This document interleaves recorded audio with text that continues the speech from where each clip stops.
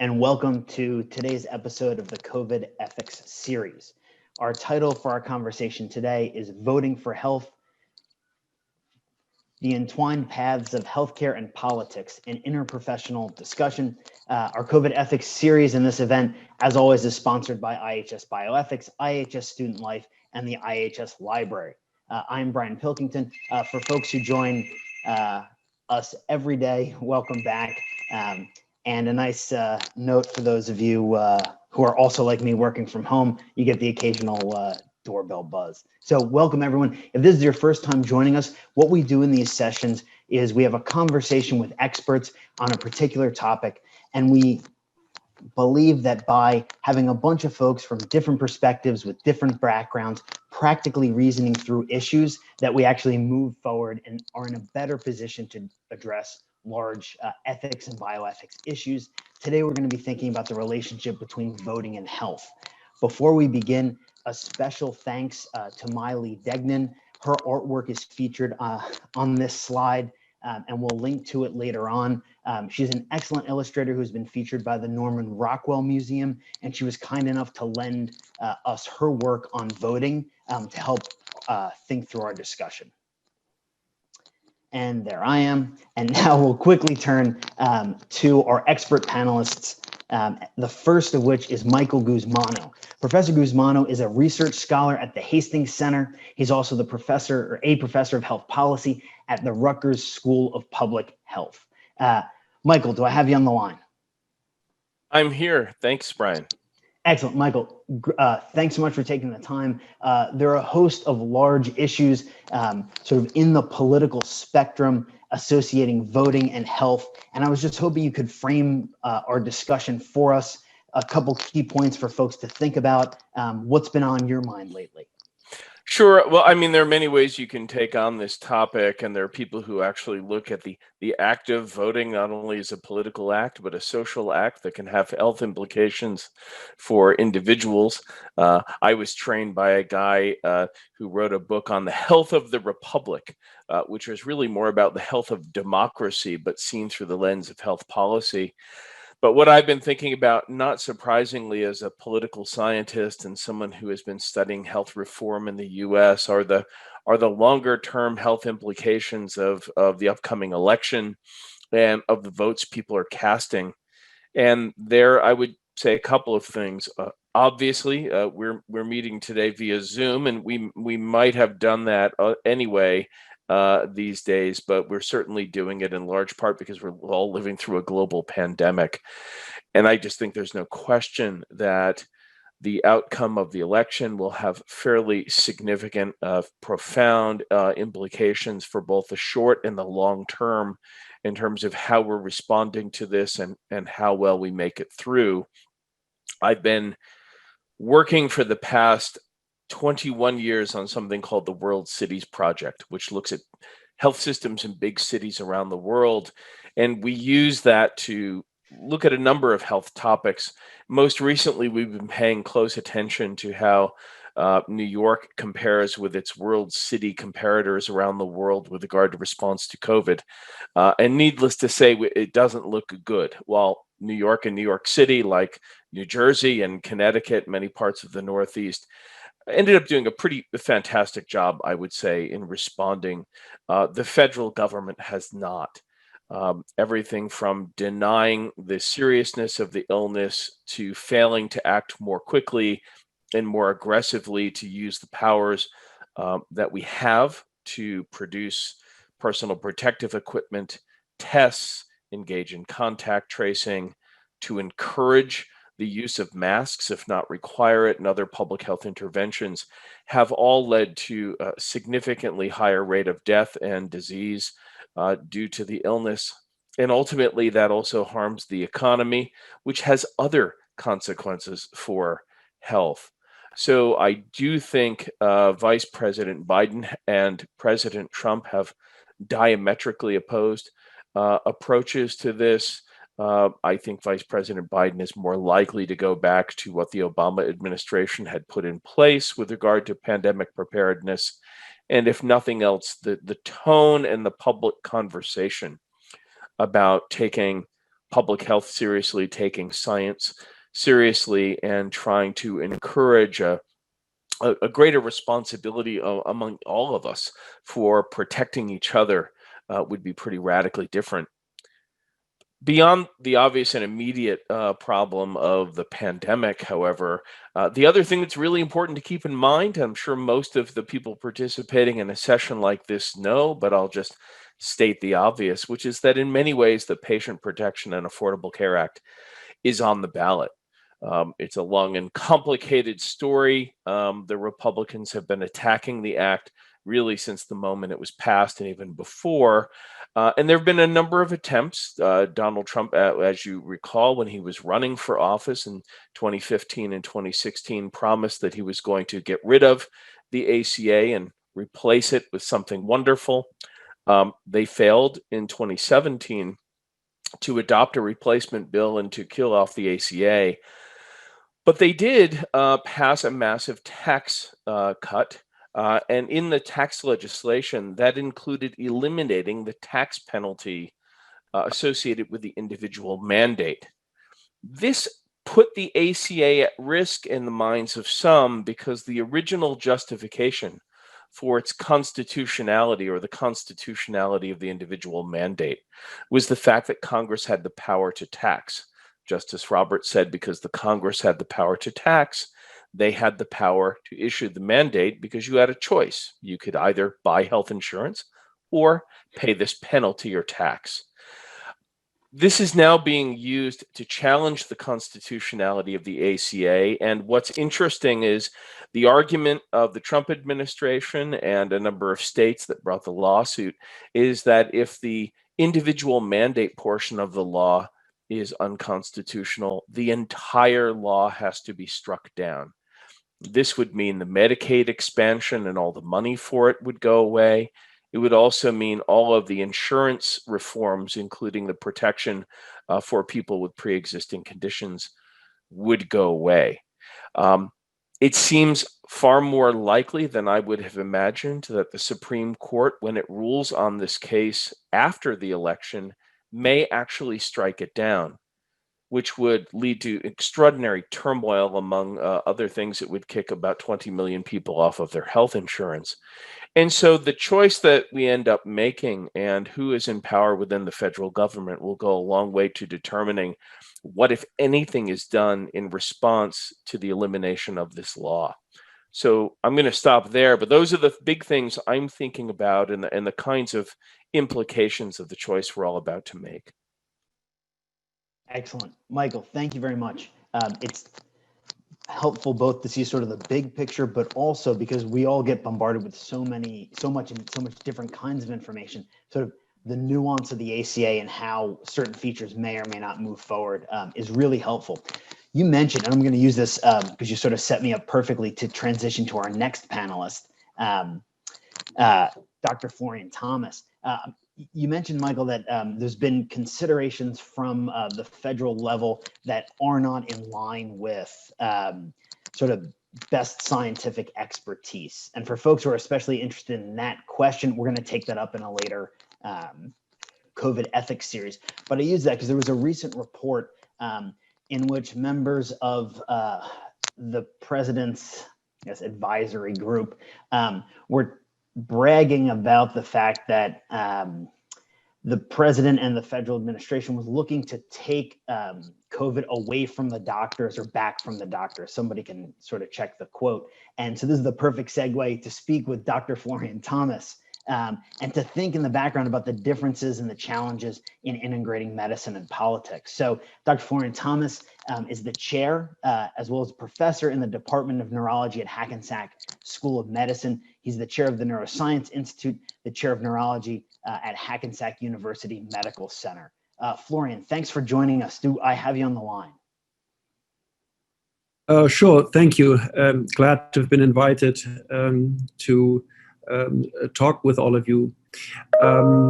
Taking off where Professor Pilkington had left off, I think we realize every day the degree to which everybody needs to be in a position to understand scientific issues as far as they relate to a person's own life. This has to do with whether to give a 5-year-old aspirin, whether to get that 5-year-old vaccinated, whether to get oneself at age 50 vaccinated. And obviously in the last 8 months, whether masks make a person more likely to get and spread COVID or are protective in both regards. And when one looks at science education in this country, it is quite problematic. On the one hand, there are dramatic differences between wealthy school districts and poor school districts. I'm aware of a school in St. Louis which received a single school, a $20 million science lab paid for by the McDonald family that used to own half of what now is the Boeing company. Compare that to public schools that don't have air conditioning, don't have an equipped science lab, don't have much of a library. So the infrastructure for science education dramatically depends on where you go to school, where you live, and your parents' income. If you combine that issue with a profound distrust of science versus the tenets of religion as interpreted by some parts of the population, which are diametrically opposed in many instances to the scientific method, you are at great risk of ending up with a population that is ill-prepared, no matter what dogmatics might ask people to believe, to understand science as it relates to their personal lives. And this situation is not improving, it's getting worse. Public schools are being defunded in favor of charter schools, often under political quotation marks. So this is something that leaves us very concerned about. In a few months, hopefully, we all will have to decide whether the COVID vaccines that will be coming out hopefully soon are safe and effective. And we will have to make decisions for ourselves and our loved ones in terms of getting them. And at that same time, we will need to decide if we think that the vaccine protects us 100% or whether masking remains an important issue. So I'm very concerned about the status of science education, especially as politicized it has become in this country. Another issue that I'm concerned about as a healthcare professional, and as a healthcare professional who, like 50% of my brethren, has been educated abroad. The United States has never educated sufficient numbers of physicians. This country has always employed people who were trained in developing countries and in already developed countries. And now we are looking at proposals to limit access to visas for any immigrant. And that is obviously a matter for another discussion, but also for healthcare professionals who seek to come to this country and treat the US population. We know that the physicians in this country are aging. We know that this population is aging, living longer and less healthily in terms of ever-increasing numbers of percentages of obesity, resulting in an ever-increasing number of people who face dementia. We will face a very serious shortage of physicians. And if we restrict the number of immigrating physicians, in particular those from countries in Arabic and Middle Eastern parts of the world and countries where the majority of population are Muslims, the lack of physicians problem will continue to increase.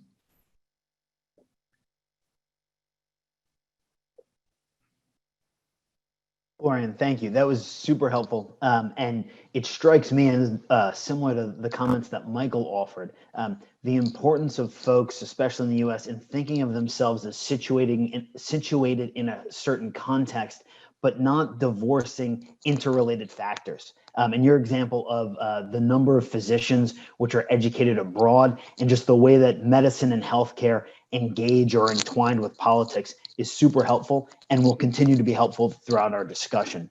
I'm going to turn next to Meryl Picard. Professor Picard is an assistant professor in the Department of Occupational Therapy in the School of Health and Medical Sciences at Seton Hall. Meryl, do I have you on the line? I do. Excellent. Meryl, thanks so much for being here. Meryl, you have, and your colleague, Ramona Guthrie, who we'll get to next, have been doing work around the notion of voting as an occupation. So I was wondering if you could say something, just for folks who aren't as familiar with occupational therapy, say something about occupational therapy and help us think through some of the access and disability challenges and just sort of what you guys have been working on. Thank you, Brian. That was a great segue. Occupational therapists are health professionals working with clients across the lifespan with developmental, physical, cognitive, or mental health conditions to restore or improve function in activities they do every day in the environments where they perform them. We refer to these activities as occupations. The focus today is on one adult occupation, exercising one's civil right to vote. In 2009, Townsend and Wilcock, occupational therapists from Australia and Canada, respectively, developed the construct of occupational justice, the right of every individual to be able to meet basic needs and to have equal opportunities to reach toward their potential through engagement in meaningful occupation. Occupational justice in voting means that people with a disability experience equal access to participate in the occupation of voting as people without a disability. Although not an easy process during any election cycle, a conversation about the impact on voting for people with disabilities during this pandemic has been lost due to changing state rules governing ballot distribution and collection and legal challenges which can change the voting process at the last minute. According to the Stanford MIT Healthy Elections Project, COVID-related election litigation tracker, great site, by the way, as of today, there have been 420 court cases in 44 states in this election cycle, more than at any time since Bush-Gore. The right to vote, enshrined in the Voting Rights Act of 1965, is a fundamental civil right in our country, allowing us to choose who represents us in government. However, people with disabilities waited until the Voting Accessibility for the Elderly and Handicapped Act was passed in 1984, requiring poll accessibility for federal elections. The Americans with Disabilities Act was signed into law 30 years ago. Title II of ADA guarantees the right of people with disabilities for voter registration, physical voting site access, and submission of votes on election day, or the provision of alternate options for accessibility. One recent challenge brought to the courts was from the state of Alabama. The requirements for absentee mail-in ballots this year included submitting an absentee ballot signed by 2 adult witnesses simultaneously, or having the ballot notarized, as well as submitting a copy of a photo ID. The alternative is to go to the polls in person. The NAACP Legal Defense Fund, Southern Poverty Law Center, and Alabama Disabilities Advocacy Program sued Alabama in May, requesting curbside voting. The federal district court ruled that the ban against curbside voting violated ADA and the Constitution and ordered Alabama to allow curbside voting, also suspending the rules for 2 witnesses and IDs for older adults or people who are medically compromised. Alabama appealed, and the case was ultimately sent to the Supreme Court. On October 21st, the Supreme Court, in a 5-3 vote, upheld Alabama state officials' right to ban curbside voting designed specifically to facilitate voting for people with disabilities and vulnerable individuals at risk of contracting COVID-19. Justice Sotomayor, in her dissent, noted that the CDC and Department of Justice agreed that curbside voting during the pandemic prevented ADA violations. Should also be noted that at least 4 other states, including Texas, Iowa, Utah, and North Carolina, continue to permit curbside voting. It's against this backdrop of the pandemic and violations of civil rights laws that we are witnessing increased challenges for people with disabilities to engage in the occupation of voting. Thank you, Meryl. Excellent points. And I know that your co-author, Ramona Guthrie, has been thinking a great deal about this as well. So Professor Guthrie, do I have you on the line? Yes. Excellent. Professor Guthrie is the assistant chair and assistant professor in the Department of Occupational Therapy in the School of Health and Medical Sciences at Seton Hall University. So Ramona, great to have you. From your own perspective, help us think through some of these issues. So we are literally hours away from our next presidential election. And according to the American Civil Liberties Union, 1 in 3 people with disabilities are eligible to vote. People with disabilities tend to be the more marginalized subgroup when you think about civic engagement. And considering that this election cycle is taking place against the backdrop of a global pandemic, we cannot take for granted how vulnerable people with disabilities are from being dissuaded or discouraged from exercising their constitutional right to vote. People with intellectual disabilities tend to encounter barriers that are related to ambiguous information. For example, this election cycle is being described as a primarily mail-in voting process. There were people in my own community who interpreted that to mean that this election cycle, the only option you had was to deliver your ballot through the United States Postal Service. So even the language can be a bit confusing. In fact, the New Jersey Institute for Social Justice surveyed over 1,500 people about their understanding of the voting process, and 200 people reported that they were unable to understand the instructions on their mail-in voting ballot. Some responders even indicated that the process was neither straightforward nor user-friendly.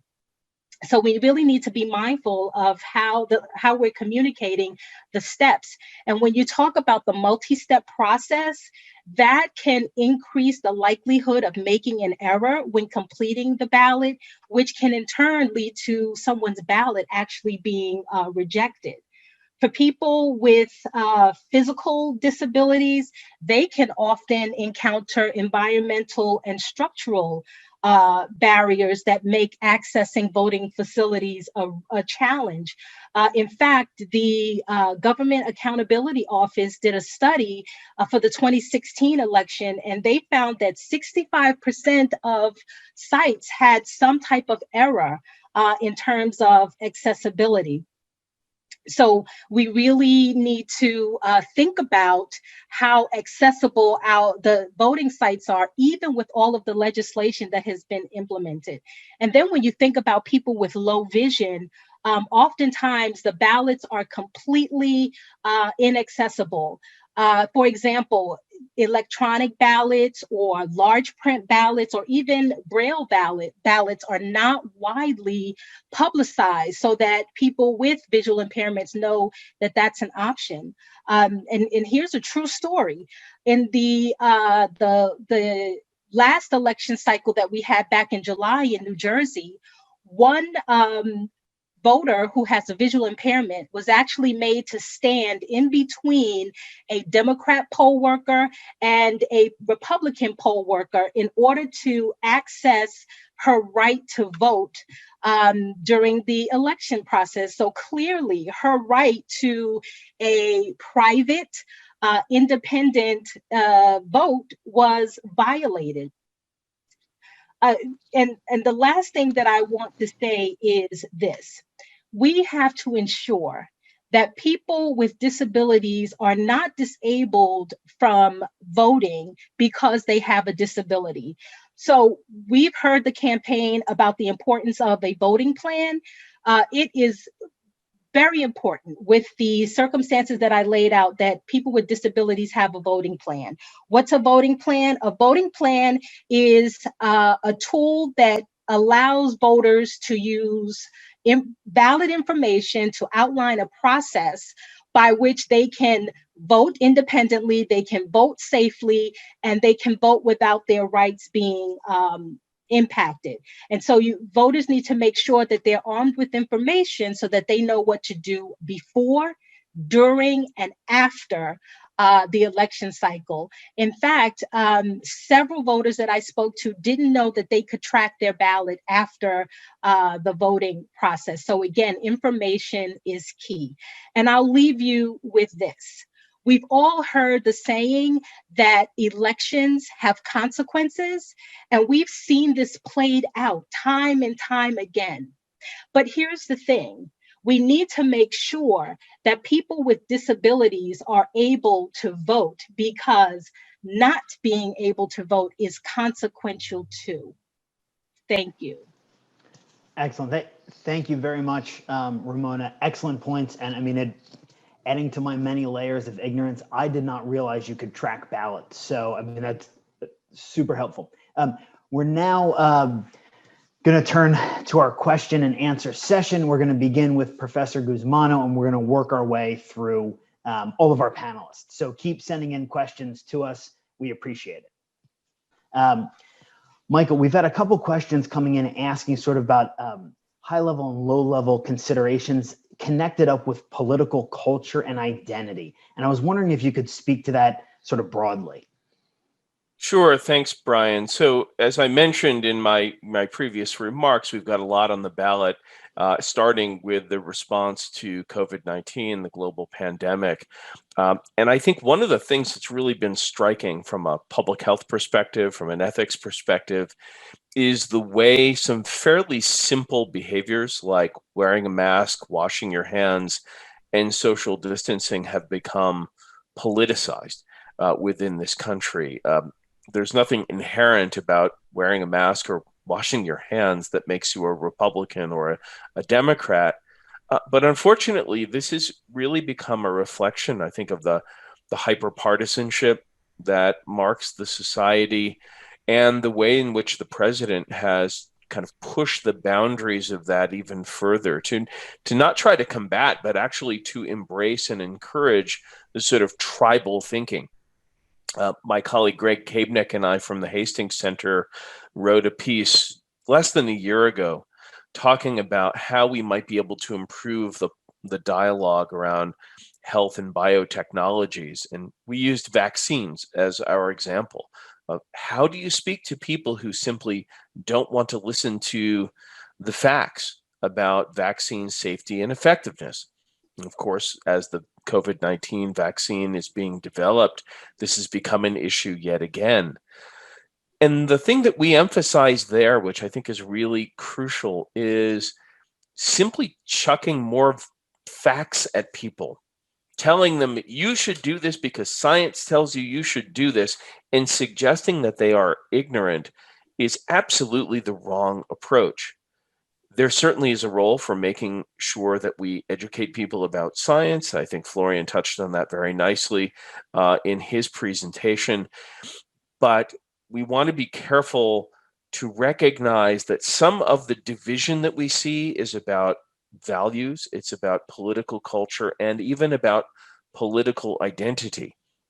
So in the case of vaccines, people have good reason to be skeptical of industry, right? So when Robert Kennedy raises concerns about vaccine safety, I think he's largely wrong, but I appreciate the fact that he doesn't trust industry, and many people don't trust government. So I think we need to do a better job of listening carefully about what the underlying concerns are and engage with people about those issues.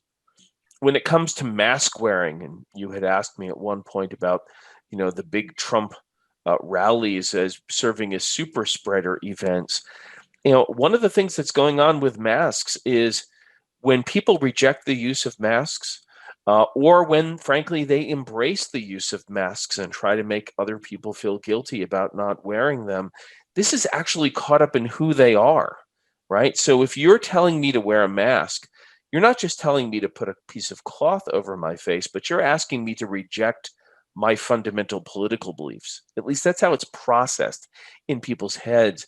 And I think unless we recognize that and start trying to unpack it a little bit, you can still be a good Republican and wear a mask. Look, Mitch McConnell is wearing one, and he does, right? Unless we engage in that, if we just get frustrated, and goodness knows it's easy to get really frustrated these days, we're not going to get anywhere.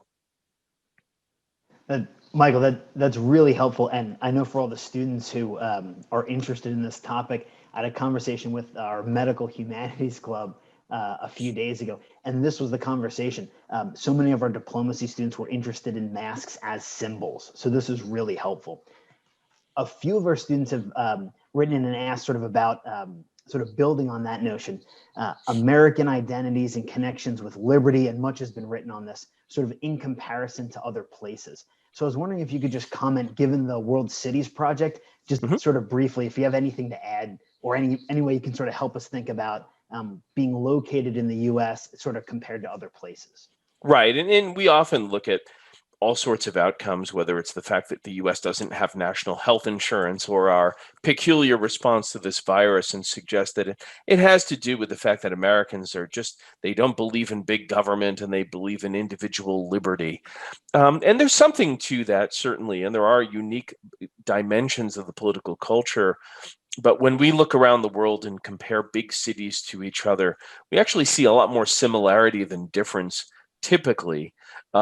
And I would say that the big difference we have seen with regard to COVID has more to do with the dynamics of national politics and the intersection of national and local politics in New York, for example, than it has to do with unique political culture.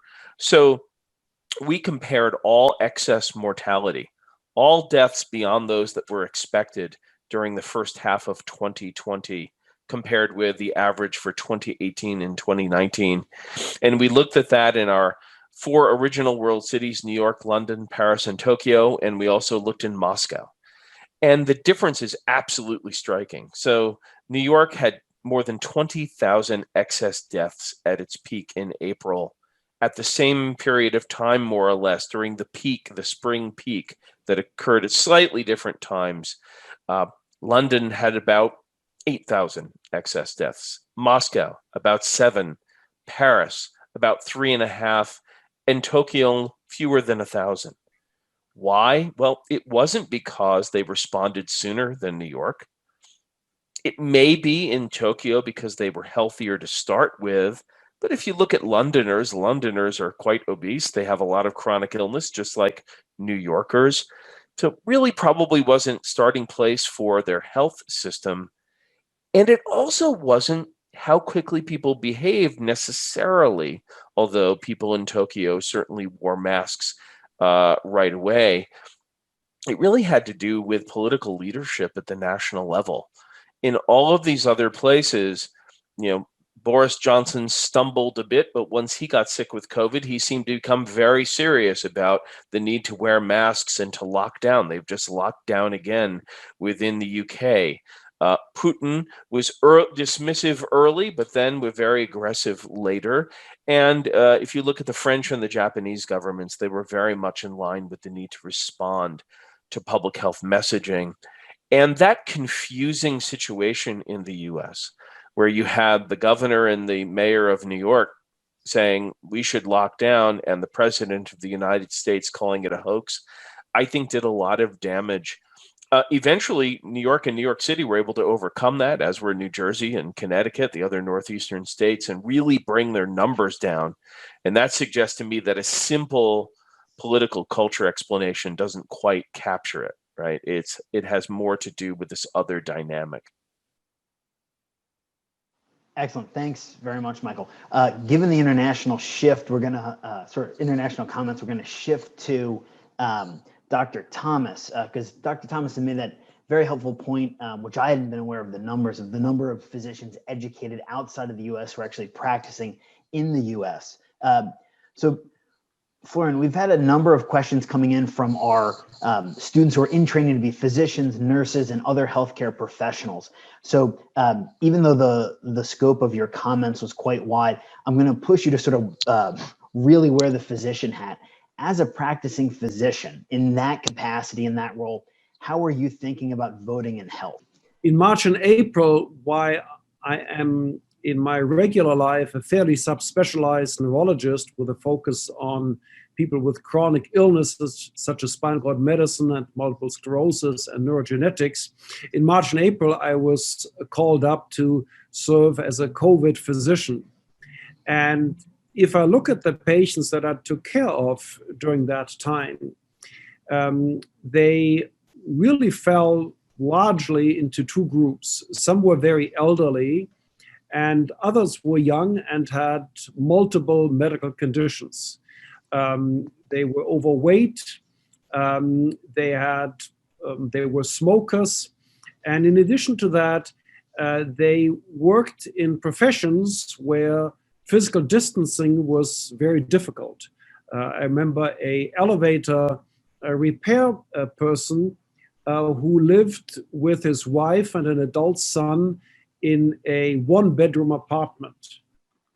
And in that situation, I was thinking about how is physical isolation with a identified just to be discharged person with COVID going to be possible without endangering his family. And just over the weekend, we heard of a study indicating the degree to which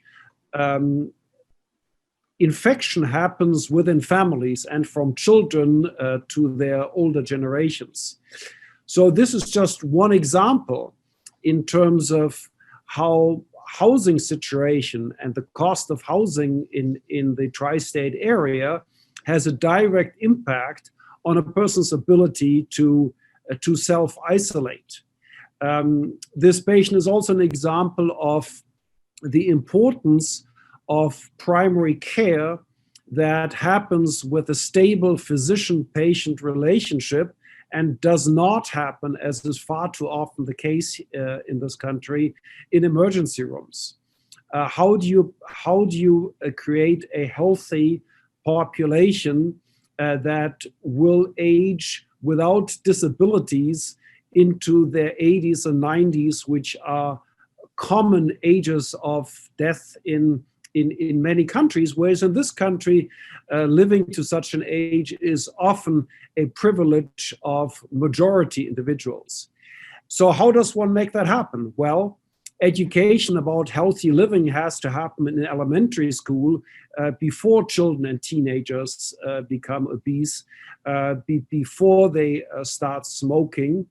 And healthy living is dependent on living in circumstances where life expectancy is not curtailed by pollution, which is very common in this country. We can only fathom what the impact is of large swaths of Colorado and the West Coast burning right now in terms of health 20 years down the line, and very specifically now that people with pre-damaged lungs are exposed to COVID. So these are all thoughts that go through my mind when I think about health and voting. Early on, I spoke about access to physicians and how this country does not produce a sufficient number of physicians. That is another issue. So it's a very complex matter on how one creates a healthy population. Dr. Gusmano talked about possibly healthier populations in other countries where obesity may be much less common. How we eat, how we stack foods in grocery stores, how we force people who have to commute for 2 hours to rely on pre-made foods, which are often higher in salt and higher in fat than foods that one can prepare from scratch at home. All of these factors of the life in North America have an impact on long-term outcomes. Thank you, Florian. That's really helpful. And the breadth of the comments is fitting, and I know we'll give our students more to think about, especially all of us being a part of institutions which really understand the social determinants of health. So that's excellent. In light of that, that's a really helpful segue to Professor Picard, who I want to ask a similar, well, I guess a kind of question with maybe a similar sort of answer, but focus on folks with disabilities and access. So sort of broadly speaking, help our students who are writing in, other folks who have sort of broad questions in the area of access and disability in light of your comments about voting as an occupation. I took a couple of notes when Dr. Thomas was speaking, because the topic of access, so much of what we see in Dr. Thomas was talking about food and high sodium food and people having strokes and people developing diabetes and things that we see that lead. So the diabetes, the hypertension, the diabetes, and the heart disease lead to amputations in some people. And then we have people who are going to be seriously limited in a lot of what we call the occupations that they want to engage in. But the issues of access speak to food insecurity, food access, food deserts, where you have areas, even in large cities, that have food, but not in certain neighborhoods. And this is an issue. The issue Dr. Thomas raised about pollution, not just in the West, but even in other areas where poorer neighborhoods tend to be located closer to manufacturing plants and things that spew chemicals into the air. Transportation, I know one of the things that used to come up so often when I was practicing in New York City was my clients' ability to arrive to treatment sessions on time. And when they were dependent on New York City transportation for buses and subways, nothing ever ran on time. So they were frequently late, and then your appointment may be cut short. So the benefits that you are getting are problematic. Health insurance. I mean, certainly it's an overall issue in the country for so many reasons, but also for states that refused Medicaid expansion, where you might have covered more people with the insurance. So we have on the more macro level, as Dr. Thomas already discussed, we have all of these major factors, the social determinants of health, interfering with people's ability to have access. And then we get it down to the micro level where we're actually trying to treat people who have these conditions, and it becomes a challenge. And, we talk about, I remember I had one client who had a spinal cord injury who lived in a third floor apartment without an elevator. So in order for him to come even to see his physician, his physiatrist at all, he had to call an ambulance service to come up and literally carry him down the 3 flights of stairs And housing is so limited. When I was working with such things way back in my social work life, there were waiting lists for public housing for 20 years. And even if they did have access, those elevators were frequently broken. It happens to children who have disabilities trying to get to specialized public schools in New York City, where the elevator is broken, therefore the child misses school that day. This was in our pre-COVID days. So we have those larger issues, and then we have this issue of voting and the ability of people to do this in a way. This should not be difficult. This should not challenge a country as large as ours with the potential resources we have. We should not be making this more difficult for people, and certainly for people in less affluent areas, and for people who have disabilities, and for the older adults, for people over 65 who may have multiple health issues. Excellent. Thank you, Meryl. That's, I mean, I want to say that's very helpful. It's a striking and unfortunate story, especially given the resources that you've highlighted. This conversation, and I'm grateful to all of you, this conversation is an excellent example of what we try to do in this series, because it helps those of us who aren't experts like all of you are, make connections and understand the broader picture, right? So Dr. Thomas, connecting the environmental issues on the West Coast of the United States, relating it back to COVID, is an excellent example for our students, understanding voting as an occupation and additional access challenges, understanding, as Professor Gusmano had highlighted, the sort of cultural identity features and the political identity features. All of this comes into play, and it's necessary to think about all of this in order to have the right, right response to what we're facing in COVID. Professor Guthrie, now I want to turn to you and really just get, we have a much better understanding now of access challenges in light of disability. And you closed your comments noting that disabled folks should not be disabled at the ballot. And I think that's a very powerful statement. So I just wanted to invite you to reflect on that and share any additional points, especially with our students, but with our whole audience that's calling in. When you think about some of the measures that have been put in place for that are intended to benefit people with disabilities, when you look closely, some of those measures are actually counterproductive. So, for example, some counties have instituted curbside voting, but if there isn't appropriate signage that is similar to that which would be available if you were actually going into a site, a polling place, it doesn't allow the person with a disability to truly access the site.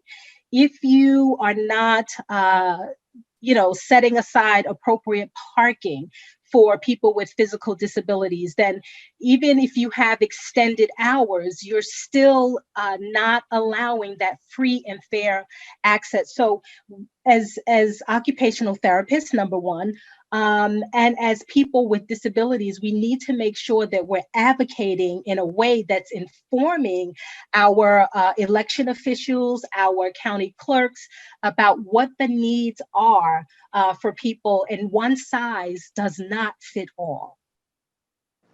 Excellent. Thank you, Ramona.